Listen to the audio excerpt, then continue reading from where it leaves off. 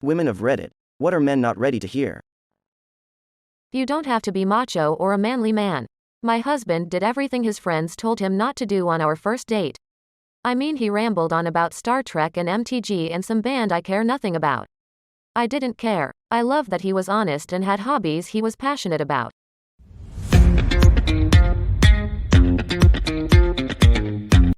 Anger is an emotion. If you're angry a lot or easily upset and people have to walk on eggshells around you, guess what? You're an emotional person. You all really do need to clip your nails. Please tell us if something is wrong. Do not cheat. It hurts and just keeps hurting forever. If you know it's over or you're not invested in the relationship anymore, please talk it out. Leave and do as you please. Don't break someone's heart in the process. Being cheated on feels like the death of your soul, mentally and physically affects your health. Obviously, vice versa. Women could learn too, but this is something that I, personally, would tell a man. You have to wash in your crack, not just the cheeks. If your bathroom is too gross to poop in, it's not gonna work out. That's my purse. I don't know you. When we ask you to use lube, we are not really asking. We're telling you gently that you're hurting our vacuiters because you've been rubbing it dry instead of pleasing us to make us wet. Men are allowed to moan during sex. It's a huge turn on and encouraging for us. Quiet fucker here. Agreed. Took me a while to learn this and then to be okay with it. Yeah, your words and moans matter. Fellas, if she slightly adjusts the angle of her pelvis while you're eating her out, touching her, don't move with her. She's lining up your shot for you. But what if I can't breathe with the way she lines up? Should I just risk death by SNU for a good time? I'm afraid this just means it's your time to go. Weirdly, as a woman, I didn't think of this until I heard someone else say it. If you find something she enjoys, sexually, but I guess otherwise as well, lol, keep doing it. Don't interrupt the momentum by trying to switch it up for no reason.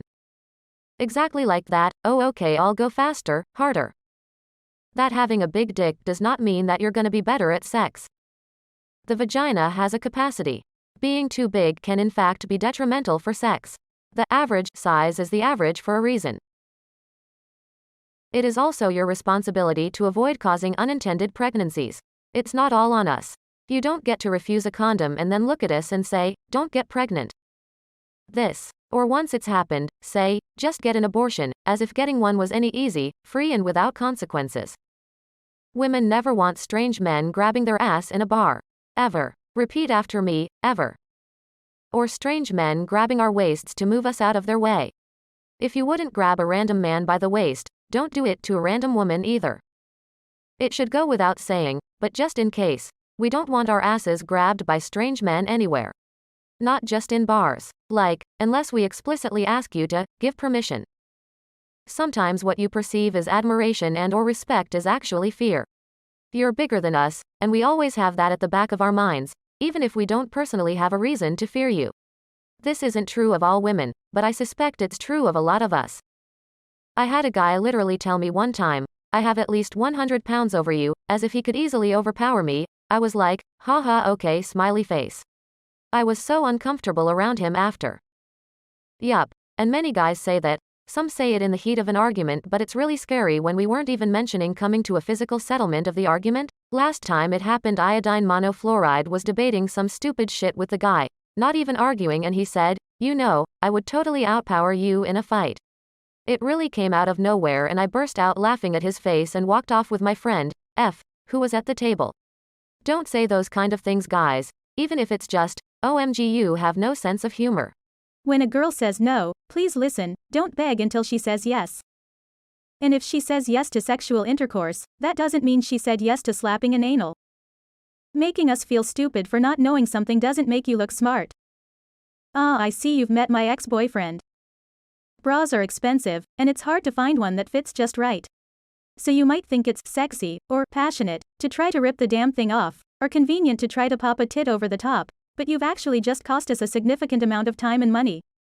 A damaged bra is unwearable, so now we have to search high and low for one that fits properly and doesn't make us feel like we're being stabbed, and then pay an extortionate amount for it. Just leave all things bra related to us. Having a tit popped over the top is the most uncomfortable feeling. No, the most uncomfortable is when they take your bra and completely move it to the top over your tits so you're wearing a bra but not on your tits. Being kind and friendly doesn't mean they are into you. That our cycle really messes up with our energy and libido, so if we don't want sex, it's not something you can talk us out, we simply don't have the energy for that.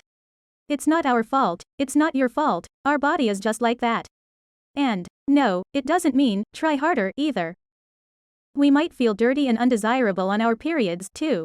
Even if you don't hate periods, we do. The amount of times I've been told, a little blood doesn't bother me, it's just blood, or even, that's actually kinda hot, is ridiculous. Bruh, it's not just blood. I just give them very detailed descriptions of what is really happening down there and elsewhere, how it feels, etc. until they're like, Jesus, okay, I get it. Yeah, gotta go into detail about the period diarrhea. And the butthole cramps. Saying you are a nice guy is like a restaurant advertising they won't give you food poisoning. Emotionally intimacy can lead to better sexual intimacy. If you don't care about making me come too, I won't be calling you back. I stopped an ex-hookup mid-sex and just said, this isn't doing it for me. Bye, and left. He was pissed and said I was clearly wrong because he's a sex god, edited to add because some people are saying this is my fault. I left after an hour and a half of me asking to try other positions, different rhythm, different pressures, etc. But no, I kept being told, no, this is good, as if I were suggesting instead of asking. His rhythm was like a jackrabbit with no foreplay, and eventually I just got tired. It hurt, I wasn't having a good time. The lube wasn't working anymore, and I was getting tighter by the second, which he thought meant I liked it, which I didn't.